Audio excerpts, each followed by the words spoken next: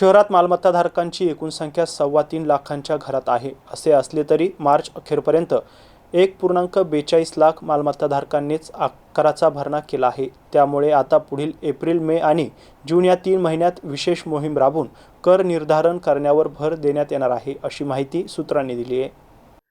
महानगरपालिकेला मार्च एंडपर्यंत मालमत्ता करापोटी 213 कोटी 93 लाख रुपये तर पाणीपट्टीतून 22 कोटी 80 लाख रुपये मिळाले आहेत. करापोटी महानगरपालिकेच्या तिजोरीत 236 कोटी 19 लाख रुपयांचा महसूल जमा झालाय.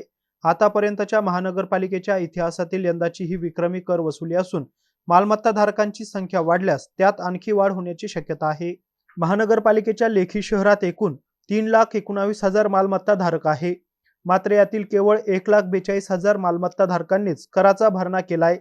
अनेक मालमत्ताधारकांच्या मालमत्तेचे टॅक्स असेसमेंट रखडल्याने त्यांनी कर भरला नाही, तर अनेक मालमत्ताधारकांनी एकदाही कर भरलेला नाही. अशा मालमत्ताधारकांचा शोध घेऊन रखडलेली टॅक्स असेसमेंटची प्रकरणे निकाली काढण्याचा भर देण्यात येणार आहे.